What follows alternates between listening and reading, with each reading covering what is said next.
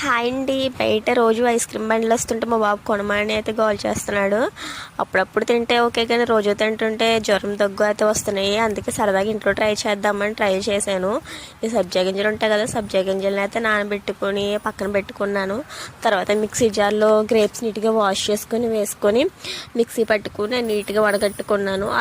అలా వడకట్టుకున్నాక జ్యూస్లో పట్టిక బెల్లం అయితే మిక్స్ చేశాను. మా ఇంట్లో పంచదార వాడమండి, పట్టిక బెల్లం కానీ యూస్ చేస్తాం ఎక్కువగా. తర్వాత ఈ సబ్జా గింజలు కూడా అందులో మిక్స్ చేసేసాను. ఈ సబ్జా గింజలు డైరెక్ట్గా ఇస్తే తినట్లేదు, సో అందుకు ఇలాగా చేశాను. అయితే నా దగ్గర ఐస్ క్రీమ్ మౌల్స్ అయితే లేవు. ఐస్ క్రీమ్స్ మౌల్స్ లేకపోతే ఇలా గ్లాసుల్లో వేసి అట్లా స్పూన్స్ పెట్టి ఫ్రిడ్జ్లో అయితే పెట్టాను. ఒక ఓవర్ నైట్ ఉంచాను. చాలా చాలా బాగా వచ్చింది. టేస్ట్ కూడా చాలా చాలా బాగుంది. మీరు కూడా ట్రై చేయండి. ఈ వీడియో కనుక నచ్చినట్టయితే ప్లీజ్ సబ్స్క్రైబ్ అయితే చేయండి. Thank you for watching.